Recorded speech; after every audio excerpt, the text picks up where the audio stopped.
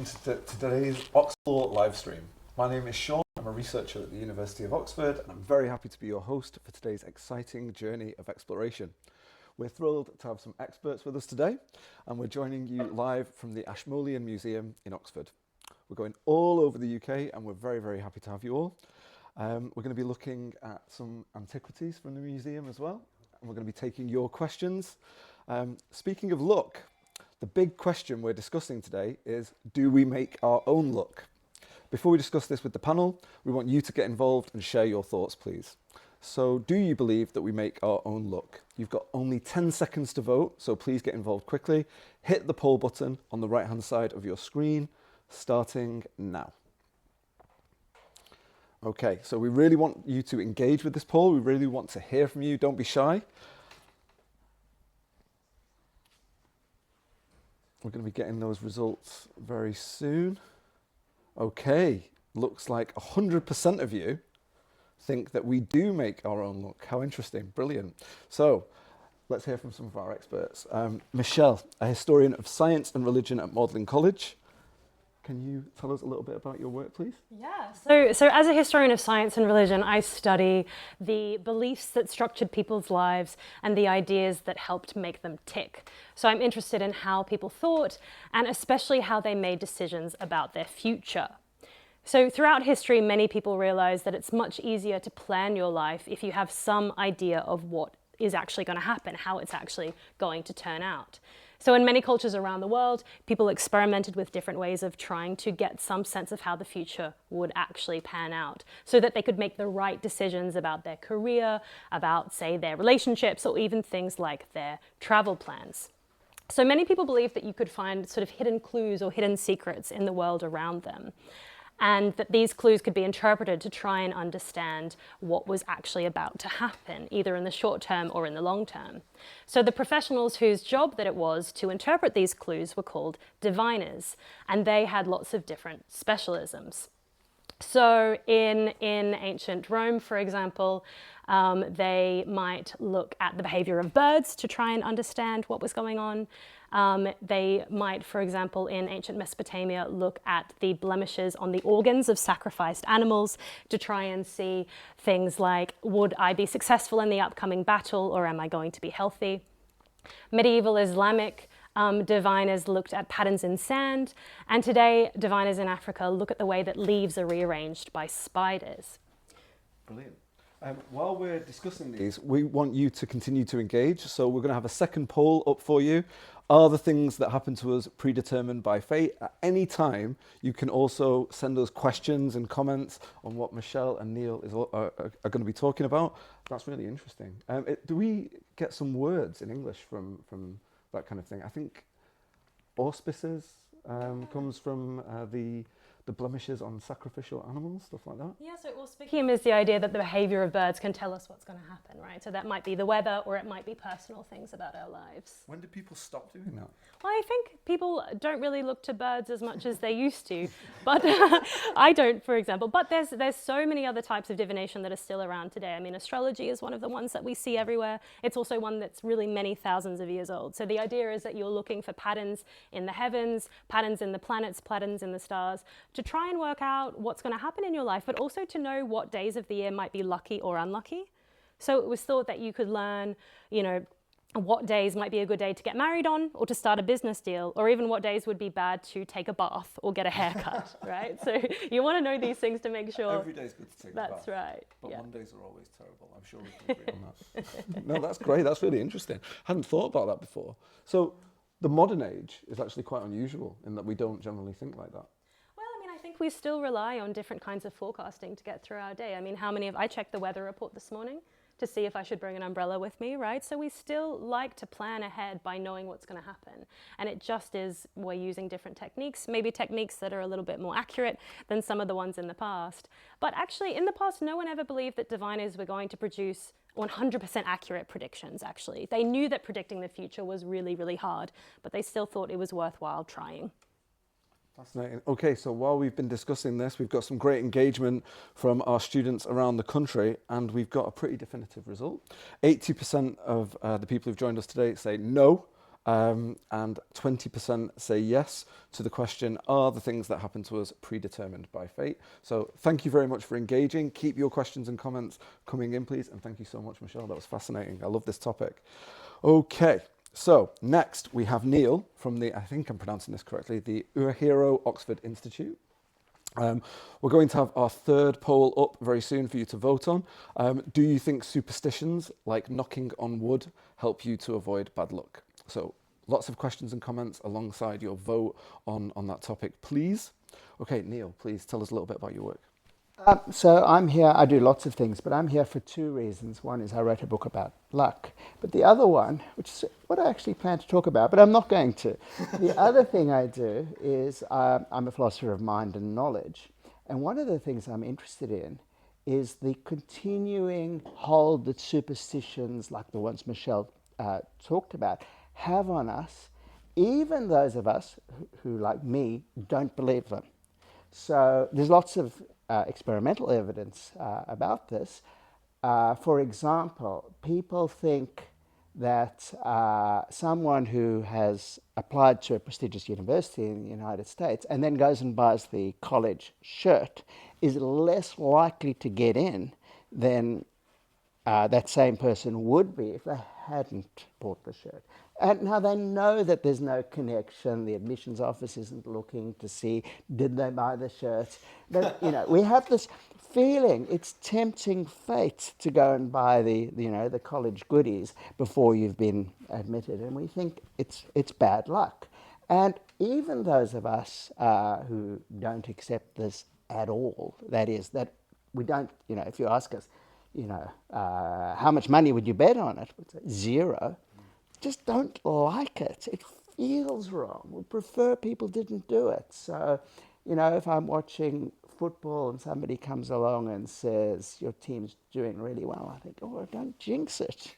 Even though I know that, we're a long way away and the team can't hear, it can't really affect the performance.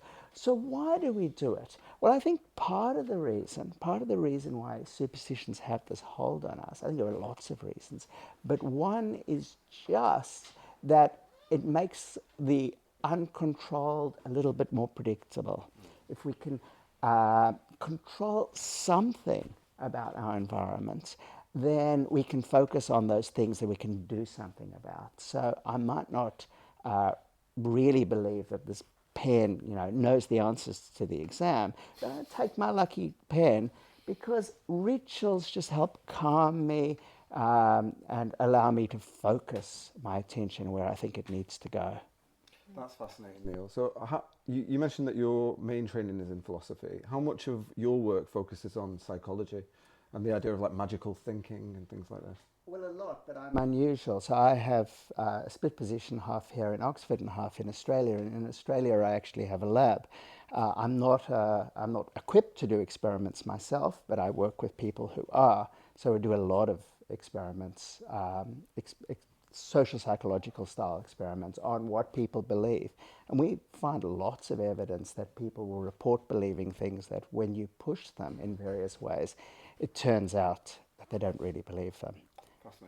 And sometimes that's good because we find that with a lot of people who say they believe conspiracy theories and not at all willing to put anything on the line for the conspiracy theory. It's a really, really interesting topic. And just for you Oxplorers out there, I think Neil just mentioned something really interesting. He said that he's not necessarily ready to conduct experiments, but he works with people that are. This is the kind of really, really cool stuff that you can do at university, and at Oxford University in particular. You can get into an interdisciplinary team and you can work with people and share skills with them.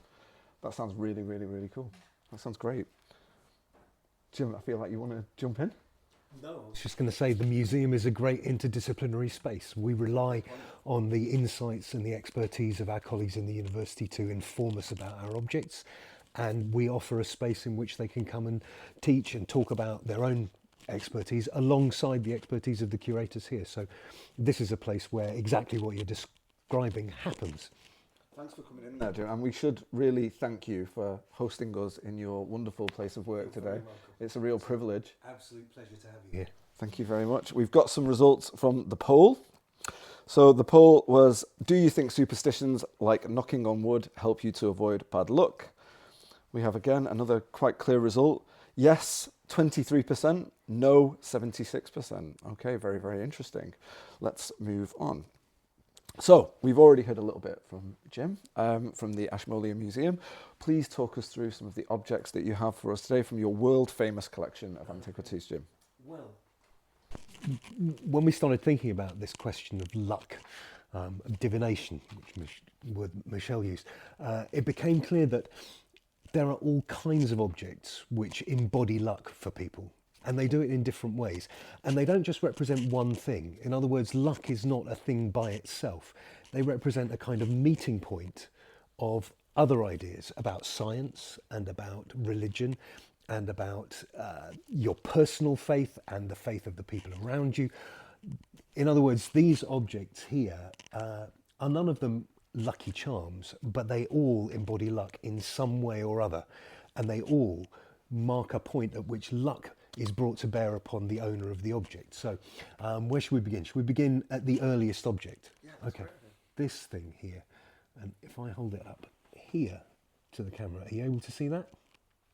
Okay, this is a tiny little bronze heart. And it was made in Egypt, in the very south of what we thought of as ancient Egypt, in the kingdom of Kush, which is now in modern Sudan. Sometime in the last millennium before the Common Era, so around maybe 900 or 800 BC. It's in the shape of a heart, and it was designed to go against the heart in the wrappings of a mummy. And the reason it's an object that's of interest to those of us thinking about luck is because it's designed to change what happens to you in the afterlife. When you died in ancient Egypt, your worry was that you would not proceed to the afterlife. You'd just go into the darkness forever. And in order to determine whether that happened, your heart had to be weighed by the gods. And if it weighed too heavy, then it was darkness for you. If it weighed more than a feather. More than a feather of the god Maat. Yeah. My heart definitely weighs more than a feather. Well, in that case, what you need is a heart amulet, because the Thank you, heart Jim. amulet will help you to tell your heart what to do when it is being weighed. Great. And so on amulets like this and others which were in the shape of scarab beetles were sometimes engraved prayers which are written as if you were speaking to your own heart. And they say things like, look, heart, when the gods question you about all those things that I did, remember the good ones and not so much the bad ones. In other words, make me look good to the gods that I might live forever. So the heart amulet is there as a way of trying to control a future which you can't control. It's a way of trying to put in a good word for you with the gods, such that your future life in the hereafter will be better. So there is a kind of recognition that we are something which exists in not only time and space, but also in eternity. And we try to even control that. So those questions of kind of what happens to us beyond our daily life. Here's another tiny, tiny and very fragile little object. This is a badge. And it's in the shape of a man whose name is John Shawn. And if you turn it over, you can see that on the back there's a tiny little pin. And this was intended to be worn and intended to show people that you were interested in John Shawn, that John Shawn was the person that you might pray to in order to be protected against bandits on the road, in order to be healthy, in order that your family might not die of the plague. The idea of praying to saints is a very important one in medieval religion, because the idea was that the saint is closer to God than you are and can put in a good word for you when you pray to them. Now, you could argue that that's a question of religious faith. You could argue also, though, that that's a question of casting a stone into a pond and hoping that the ripples will somehow help you. And certainly wearing an image of somebody is a way of connecting with other people who have the same kind of belief. In the way that we wear badges that relate to political parties or to bands or to football teams, we like to bring ourselves into community because there's luck and strength in that as well. John Shawn was the vicar of a parish in Buckinghamshire And he never became a saint. He was just regarded as a very holy man. And he was holy because he did two things. One, he struck the ground during a drought with his stick and a spring came forth, which was a healing spring. And also he was so holy that he was able to capture the devil in a boot. We've all been there. Yeah. And so he, having captured the devil in a boot to demonstrate his power, demonstrated to everyone else that he was powerful. And that's why he kind of lived on as an object of devotion for centuries after his death. I don't know what happened to the devil after he was captured in a boot. I take it John Sean either let him go or he escaped. He might still be there, Jim. Well, on the badge, John Sean is carrying his boot with the devil in it. So it's very hard to read, but if you'd seen that in 15th century England, you would have known what it had meant. That's what I find fascinating about these two objects that you've shown us. It's not really about the truth of the matter. It's more about the relationship that it shows us. Yeah. People at that time, their beliefs, their relationship with eternity, their relationships with the society around them. We invest in the action. Exactly. We invest in the object, just like we invest in the business of knocking on wood, or we invest in not buying a T-shirt for Harvard before we've been accepted into Harvard. It's that kind of thing. We invest in the object, and all of these things do the same thing. Do you want a break, or should we go on? No. Okay. Great, Jim. Please Okay, show us well, some more okay, stuff. well, let's look at a hand. Here's a hand. It's made of bronze, and it was made in what is now Syria, probably in the 1st or 2nd century of the Common Era. And why would you want a bronze hand like that? I mean, who wouldn't? Who wouldn't? I mean, it is a very beautiful thing. Or it's not really, but it's quite a good little hand, and it's obviously made to stand up. It has a base here, such that it can stand by itself. That's the kind of thing that you might take to a shrine of a god, in the hope that by offering it, you would be healed of something. Presumably something wrong with your hand in this case. You might also take it as a gift of thanks for being healed of something. In other words, there's a kind of relationship here with the divine, with whichever god's shrine this pertains to, which is about hope and fulfillment. So we hope to be healed, but when we are healed, we attribute the healing to the god, and so we take them a gift. And that relationship between us and the gods, that is to say, we ask for things from them, we give something back when we receive from them. That's a very important part of the dynamic of luck, I think, is that we regard it as a gift, and therefore when we receive it, we give a gift back. And luck is right in the middle of this object too. This is a little brass box, and it was made in Tibet in probably the 12th or 13th century. So it's getting on for 1,000 years old, and there's an image on the front of it, and the image is of a Buddhist kind of almost deity called Jambala. Jambala is a character in Buddhism who has 5 manifestations, and they are all celebrated for expressing something of the compassion of the Buddha in wanting people to have better lives, and specifically in the case of Jambala, wanting to do better financially. In other words, this little box has an image of a god who is generous, a god who wishes you to experience financial stability. This is a perfect little box for somebody who wants not necessarily to be wealthy, just to be okay. And obviously, because it's a box, it was intended to contain something. So the image of Jambala on there is intended to cover up something else which would also be lucky. So something that the owner of the box is invested in, again, as a symbol of luck, as an amulet, as a thing of power, so that the combination of the image and the object kept together gives you more possibility of getting lucky financially, you know. And we think that luck is something we can control. We still do. I mean, the question of divination, astrology, the question of reading your stars is something which people still do. They think that they can change their future. This bowl is a fantastic example of that intersection of science and faith and mysticism and luck. This was made in Iran in the 17th century, so the middle of the 1600s. and it is covered with text and images.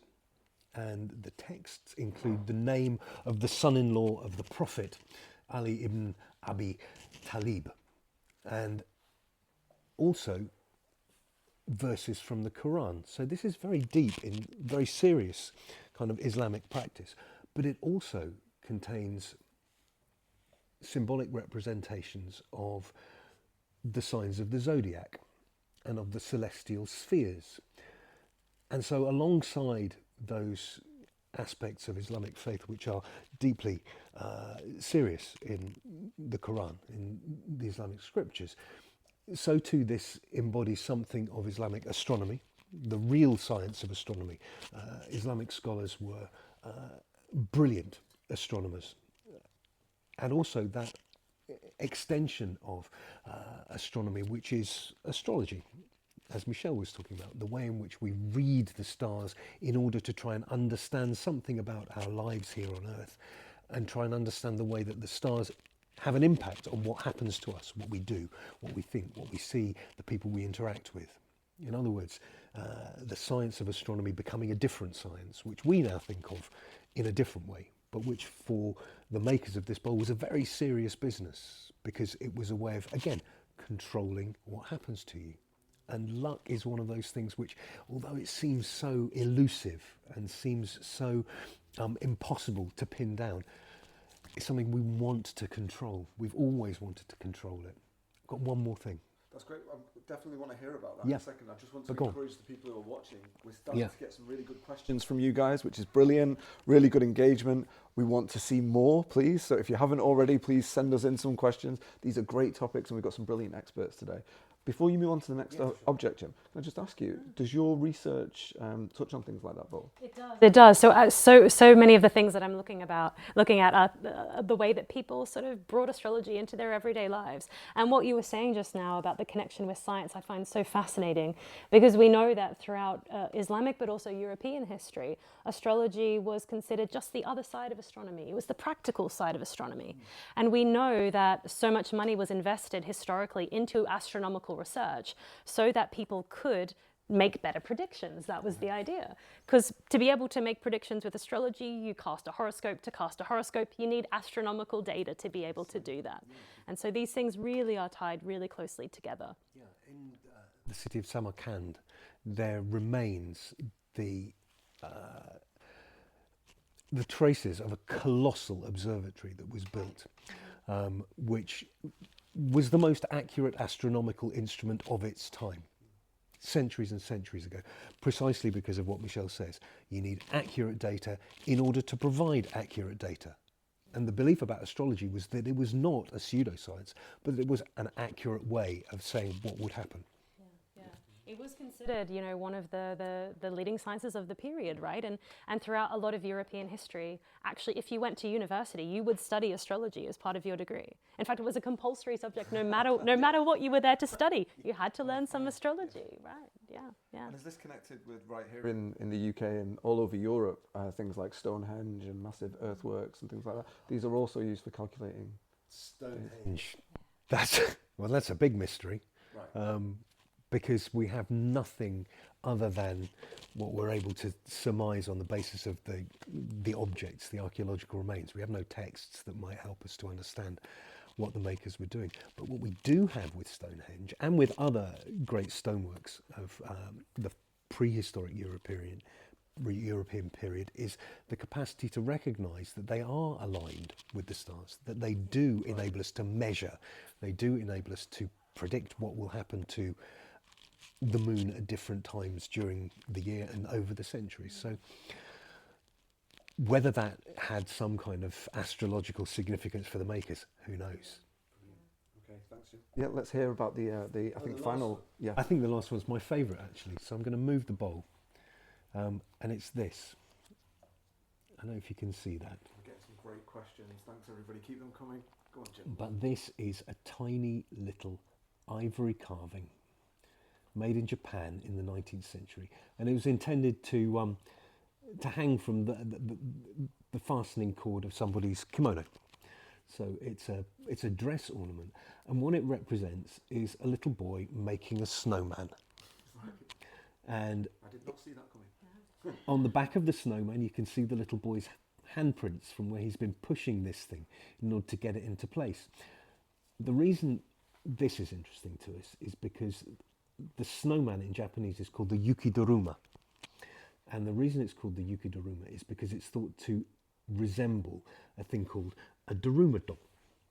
And the daruma doll is, in its long history, a representation of a Buddhist monk from India of the 6th century, the originator of Zen Buddhism. But what it has become is a way of bringing luck during the year. So you might acquire a daruma doll at the beginning of the year. Its eyes would be blank. You paint in one eye and you ask for something, or you set an aspiration for the year. When what you've asked for arrives, or you achieve your aspiration, you paint in the other eye. And then in some instances, at the end of the year, you burn the daruma doll and you get a new one for the next year. And so the yukidaruma, the snow daruma, is regarded as a kind of lucky practice as well. And lots of Japanese children's games and songs in the 19th century particularly included things about daruma dolls because they were regarded as lucky charms out of, again though, a serious religious and philosophical tradition. So separating the idea of luck from those things we believe in very seriously is a very difficult thing to do. Luck has always been around when we think about our faith, and dealing with our faith as a tool for bringing luck is something which, again, has been pretty well universal through human culture. I'm going to put that down now. Jim, I can't thank you enough. Yeah, you're very welcome. This is brilliant. Thank you so much for sharing these amazing objects with us and for allowing us into this. No, well, space. I should say that I'm here because I'm part of, we talked about interdisciplinarity, I'm here because I'm part of a huge team in the museum. And so to get these things here has been a work of the curators and the collections managers. We've had to enter them into the databases, having moved from one part of the museum to the other. The security team were involved in that. This museum acts as a gigantic kind of interconnected organism. So you should really be thanking everybody in the museum, because without everybody, we can't get these things over here and we can't do anything with them. So we'll let the record show that I thank everybody in the Ashmolean Museum. Thank you very much. And I thank all of you for being here as well. We're not finished yet. We've got some brilliant questions for everybody. So I want to try and put some of these out. Okay, great. So anyone can jump in on this. The first question from Hugo. Do we have any idea of what could be kept in that box from Tibet? I'm open to any kind of guess.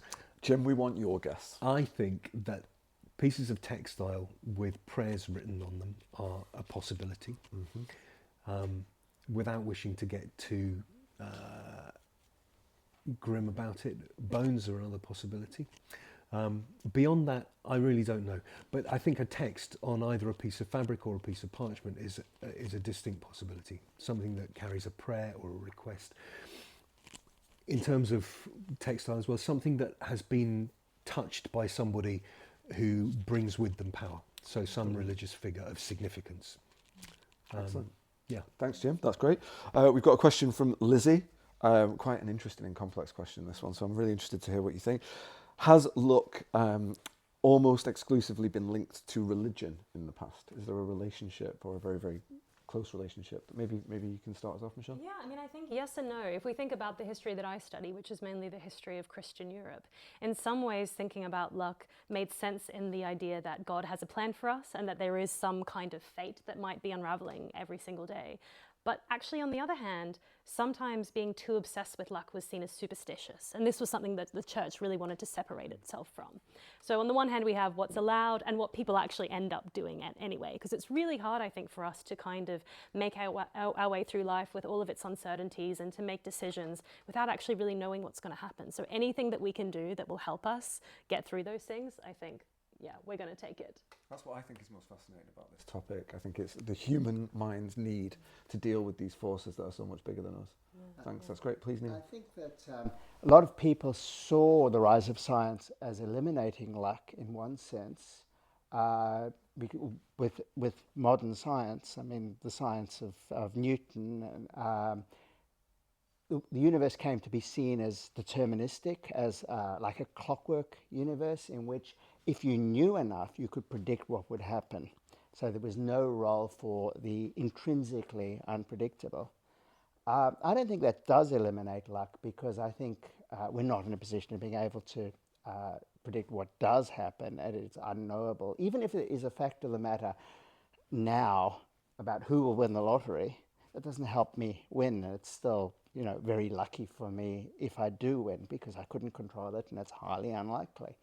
But the other thing to say is contemporary science doesn't accept the clockwork view of the universe. It now thinks that at the quantum level, at least, stuff might just happen in an unpredictable way, and that affects, what we see around us,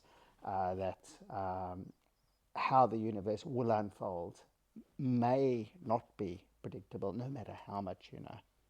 Fascinating. This is a really, really, really important topic at the moment, the notion of a deterministic versus non-deterministic universe. I must confess that I disagree. I think that we are in a deterministic universe. But fascinating topic. See, I think randomness is something that we fear. I think that we don't like the idea that there is no way that our collective human knowledge can't help us to make a model for something. And so randomness is the thing that we try to kind of do away with. Even if someone makes a bet on a football match, you study the form, you study the players, you still don't know whether someone's going to get kicked in the 3rd minute and get sent off, or you don't know whether someone's going to fluke a goal in the 93rd minute. Randomness is the thing which sits against everything that we can manage, everything that we can determine. And I like the quantum idea that randomness still exists, and there are things that we simply cannot predict. I think there's luck either way. Yeah. Because I think luck depends on our inability to control. Yeah. And until we're in the position of knowing everything, we're never going to be in that position. Absolutely. Whether the universe is deterministic is not going to put us in a position to control the future. No. What do you think, Michelle? Yeah, I'm thinking about the diviners that I study in the past, and so many of them actually didn't think that their future predictions were deterministic at all, right? What they thought was that they were predicting things that were just likely to happen. So as a client who approached a diviner, you could then learn things that sort of seemed to be on the cards, not to use a pun for you.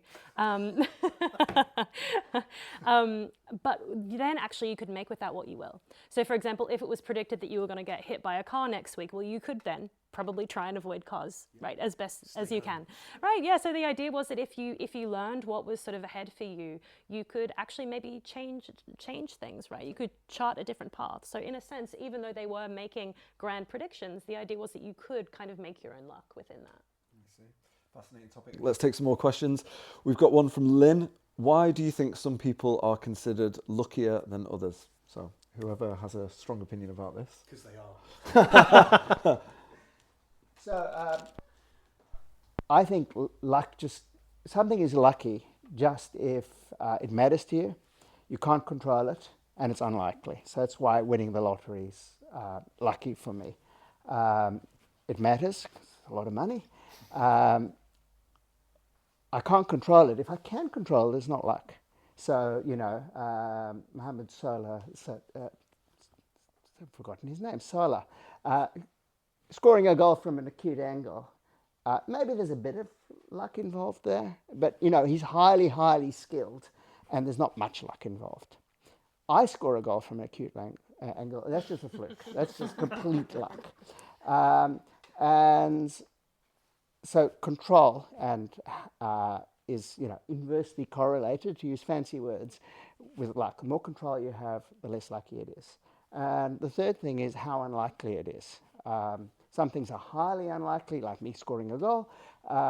Some things are quite likely, and they're less lucky. If I win a lottery and I was one of 3 entrants, that's not so lucky because it was quite likely to happen.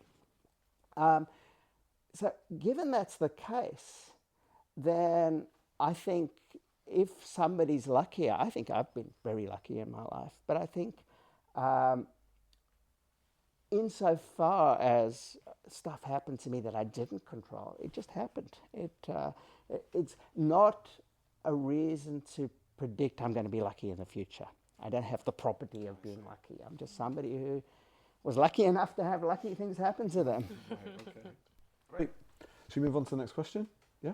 Okay, brilliant. So we have a really interesting one here from Hunter. Will we ever live in a society where nobody believes in luck? And do people believe in luck less now than in the past? I think this is a fascinating question. That stumped our panel. Thank you for joining us today. No, only joking. If only we had a way to predict the future. Have you seen my bowl? So polls find that something like 94% of people admit to having at least one superstition in the United States. A lot of our data is American, unfortunately, but I suspect that's true here in the UK, and I suspect it's true in Western Europe and in Australia, and it's not lower in sub-Saharan Africa or the Middle East or Southeast Asia. So a very, very large percentage of people are superstitious or admit to being superstitious. What do I think about the other 6%? I think they're probably just not admitting it. But I'm not sure they really deeply, deeply believe it. It's just, why not? It can't hurt. It doesn't cost much. Niels Bohr, the famous physicist, there's a lovely story about him. He had a horseshoe hanging over his door, and somebody said to him, "Niels, you don't believe that, do you?" And he said, "No, I don't believe it. You know, horseshoes are lucky. But I've heard they work whether you believe them in them or not." Yeah. I think if we gave up on the idea of luck, we would stop being human.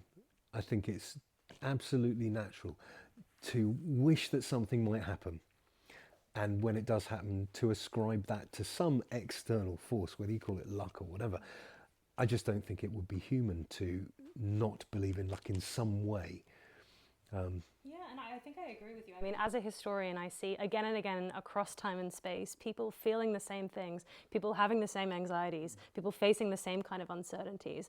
And I think if we look at, you mentioned the rise of modern science before, I mean, things like this don't actually change what the majority of people are thinking and feeling and doing, because it really does seem to be a very human thing to try and find some sense of control or meaning in things, regardless of what science is telling them. It's really hard sometimes to step away from these things. I think sometimes it works the other way as well. We feel that we are living in a kind of deeply controlled environment, and luck is something which takes you out of that control, into a world where anything is possible.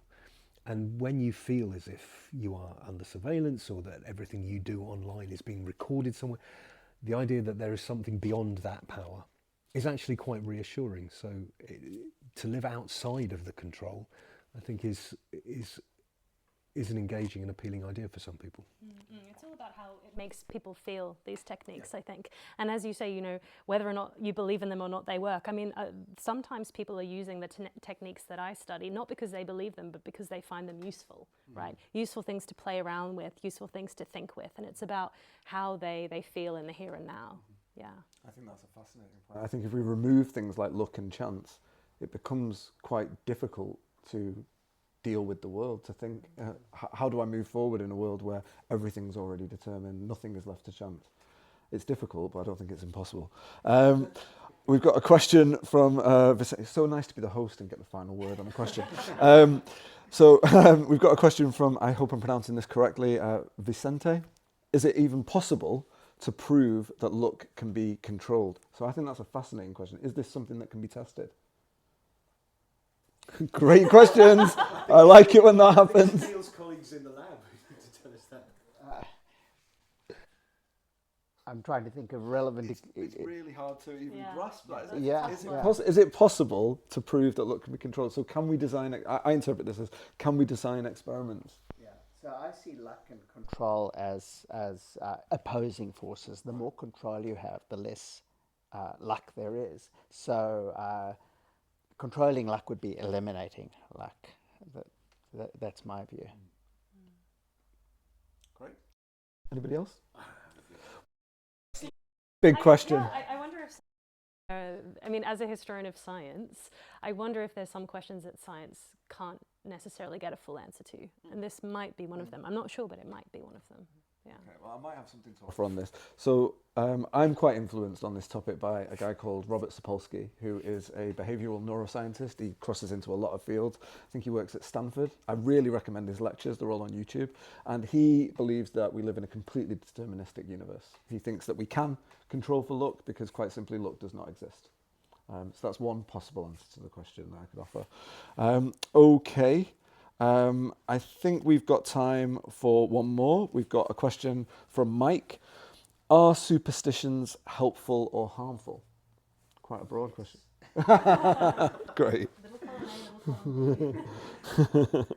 do think they can be very helpful. I mean, one of the people who are most superstitious, and there's lots of data on this, is sports people. And I think it's largely a matter of being able to focus. If you always wear the same socks and the same sweatband and have the same ritual, it's just a matter of getting you into the right mindset, and I think it's very helpful. It can become a pathology in a way when you start chasing luck, or you start thinking that, the gambler's fallacy, for example. I've lost on the last 10 bets on the roulette wheel, I'm due for a win. Well, it doesn't work that way. Each go is independent, and then you can start losing a lot of money. So some people harm themselves through superstition, but a lot of people find them very beneficial, and I'm not sure whether there's a way of telling which one you belong to. That would be an interesting research project. Brilliant. The things that I study, I think people could find them really useful, and in that way they could be beneficial and useful because it helped them to make decisions in the face of uncertainty, right? And this is something that I keep coming back to again and again. I mean, if you're at a crossroads in your life and you can't decide, should I take this job or should I take that job? Should I move here or should I move there, right? Sometimes it really helps for us to actually outsource that decision to somebody else, right? Rather than having to take on that burden for yourself. And it also means you have someone to blame if it was the wrong decision. Great. And I think that the history of making things, the history of how we express our ingenuity in objects, tells us that this is a continuum in human thinking and human history. And if the idea of luck were perceived broadly as harmful, none of this stuff would be necessary or exist. In fact, people would be trying to get rid of it. And there are moments in history when people have got rid of certain kinds of objects because they think they embody some kind of harmful superstition. The superstition always comes back. The idea of seeking luck through objects always comes back. And that continuation from ancient Egypt to 17th century Iran to 15th century England, these universal things suggest that broadly people regard luck and the pursuit of luck as a benefit. Thanks, Jim. That's all we've got time for today. Thank you so much for your engagement. I'm sorry if we didn't have time for your question. Thanks to our panel, and thanks to the Ashmolean Museum, and thanks to you most of all for engaging. Hope you join us again for another Oxplore live stream. See you next time. Bye.